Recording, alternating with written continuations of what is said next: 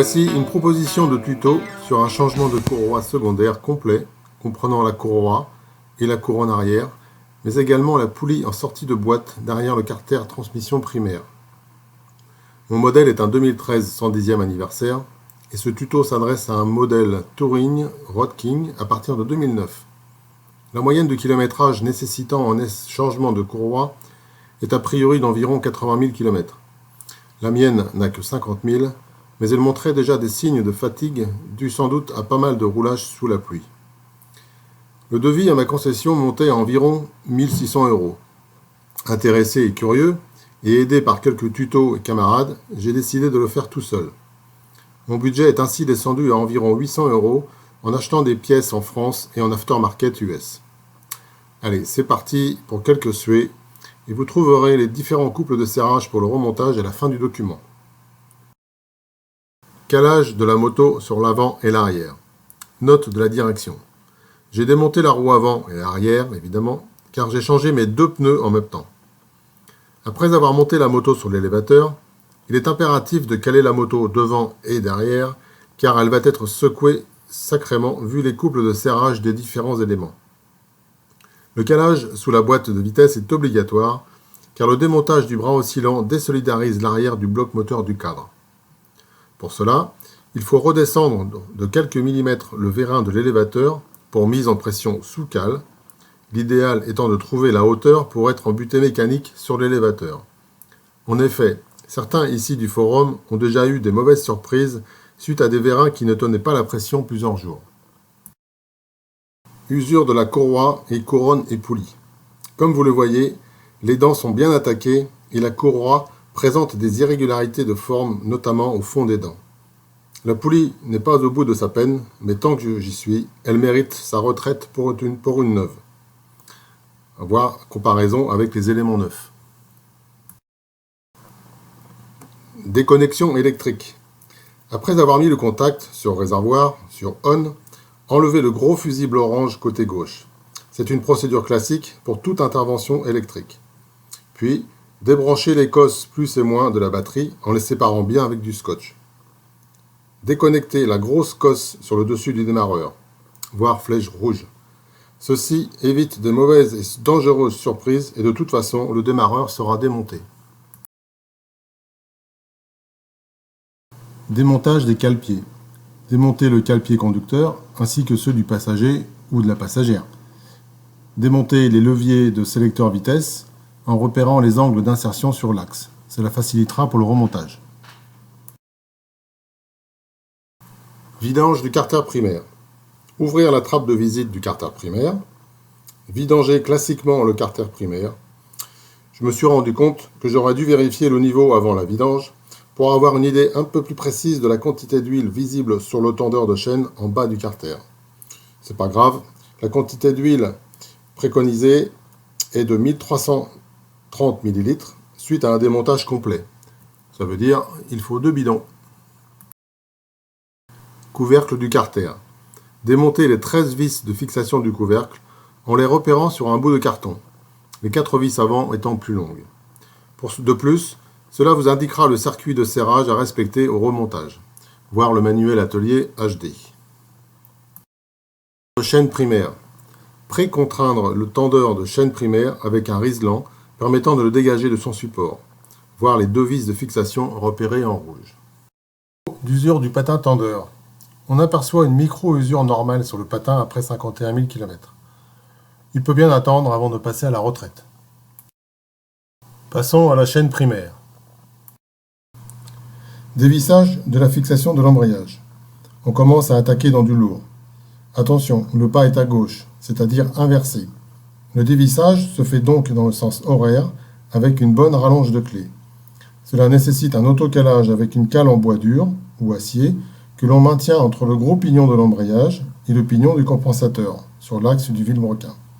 L'outil idéal serait une clé à choc que j'achèterai finalement à la fin de mes travaux, pour les prochaines fois.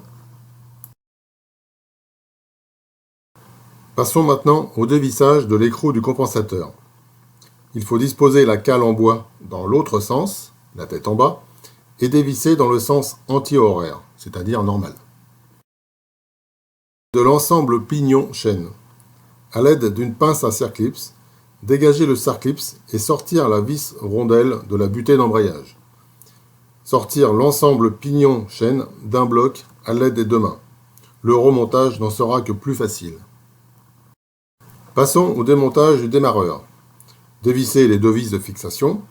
Et pour cela, enlever le bouchon de remplissage d'huile afin de dégager le démarreur. Faire attention à ne pas abîmer le joint torique qu'il faudra regresser au remontage. Remontage du fond du carter primaire. Dévisser les 5 vis étanches du fond carter primaire. Attention, après la sortie du fond du carter, il faut impérativement protéger le roulement qui se situe sur l'arbre de sortie de boîte. Personnellement, j'ai scotché du bullpack. Les concessions Harley le démontent systématiquement, mais là encore, il faudrait un outil spécial. Au remontage, j'ai changé le gros joint speed de l'arbre. De même, il faut sortir le joint speed du sélecteur vitesse. Souvent source de légères fuites sur le carter, il est conseillé de changer également le petit joint speed du sélecteur de vitesse. Attention à ne pas endommager le logement du joint. Dossier, le démontage du bras oscillant. Dévisser les deux vis de maintien du support gauche du bras oscillant, voire les flèches jaunes. Du côté gauche, maintenir en rotation l'axe général du bras oscillant à l'aide d'une clé de la dimension du gros écrou. Le petit écrou, finalement, ne sert à rien. Du côté droit, dévisser l'écrou, visible sur la photo suivante, en maintenant la clé du côté opposé. Là, j'ai un peu transpiré, car j'avais peur de casser la vis. Il serait plus prudent de chauffer un peu, mais sans niquer le cylindre bloc. L'ensemble de l'axe sort vers le côté gauche en tapant avec un maillet. Ne pas oublier auparavant de détacher tout le système de freinage côté droit, ainsi que les deux points de fixation basse des amortisseurs. Voici une vue d'ensemble du système bras oscillant. On en profitera pour le remettre à neuf, voire un petit coup de peinture. À vérifier l'état du cylindre bloc, mais les miens ne présentent aucun signe d'écrasement ni d'encrassement. Si vous en êtes arrivé là, vous devriez pouvoir remonter tout ce qui traîne sur votre établi. Vous voilà avec une moto bien dégarnie qui va vous permettre un nettoyage bien complet de ce côté-là, toujours inaccessible. J'en ai profité pour virer tous les gravillons collés depuis mon dernier trip en Auvergne et d'asperger un petit coup de bombe noire spécial Carter spécifique Harley. On voit sur le côté droit le cylindre bloc rester en place. Normal. Comme j'attendais mes pièces de chez Drugstore Garage et des USA, j'ai remis ma batterie sur l'Optimate après être certain de ne plus intervenir sur le démarreur ou autre circuit électrique. Bon, je dis ça, mais je ne dis rien. Dernier gros dossier, celui de la poulie. J'ai bien dit dossier, car il faut la force avec toi. Premièrement, j'ai totalement sous-estimé le couple nécessaire pour démonter cette poulie. Il avait bien raison, le père Fouras. Ma bricole, avec un bout de courroie, n'a pas tenu 2 secondes. Un vrai blaireau que je suis. L'outillage. Voici les 3 outils indispensables pour ce dossier poulie. La clé noire de 2 pouces 1/4, soit près de 58 mm, achetée chez Drugstore Garage. Merci Arizona pour l'adresse. Environ 140 €. La pincetto avec ses longs bras. La clé à choc à air comprimé. Ces 2 derniers outils empruntés chez un gris du coin en échange d'une bouteille de rouge.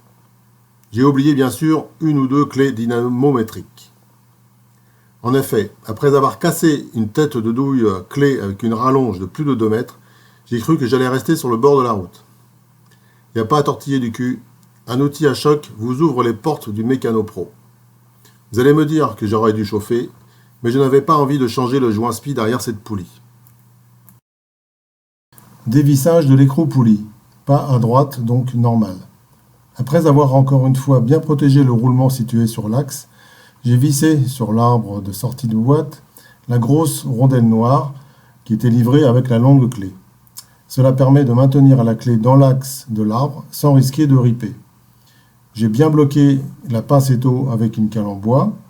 J'ai bien maintenu le tout avec du bout, ficelle pour les Parisiens, chargé mon compresseur à donf et j'ai desserré progressivement ce putain d'écrou. Et là, j'ai crié victoire. Pour le remontage, voici quelques conseils. Pour les freins filets, l'idée est de disposer de la loctite rouge, au maintien très dur, pour toutes les pièces qui tournent et qui sont à l'intérieur du moteur, et de la loctite bleue, au maintien plus léger, pour tout le reste. Un filet d'huile sur les différents joints d'étanchéité sera conseillé. Après avoir tout nettoyé avec du gasoil, plus gras que l'essence, voici le mode de remontage de cette putain de poulie. Le blocage de la pincetto s'est fait avec le même bout, en se servant des trous de fixation des crash bars arrière. Selon la procédure Harley, avec un écrou neuf, attention, ne pas oublier la loctite rouge, il faut dans l'ordre serrer l'écrou au couple de 100 Nm, dévisser d'un tour complet, puis resserrer au couple de 47 Nm, tracer un repère sur l'écrou et en prolongement sur le diamètre extérieur de la poulie, voire repère 1 sur la photo, tracer un repère à 45 degrés vers la droite sur ce diamètre extérieur, repère rouge numéro 2. Ensuite, avec une longue clé comme un jour sans pain, serrer l'écrou de 35 à 40 degrés de plus, repère rouge en pointillé pour la photo. Installez la plaque de blocage de manière que 2 des 4 trous percés s'alignent avec les 2 trous taraudés de la poulie.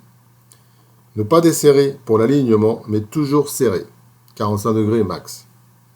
Serrez les vis, loctite rouge, jusqu'à ce qu'elles commencent à s'insérer dans la plaque. L'idéal étant de prendre des vis neuves. Et vous remontez tout ce qui vous reste sur l'établi. Bravo!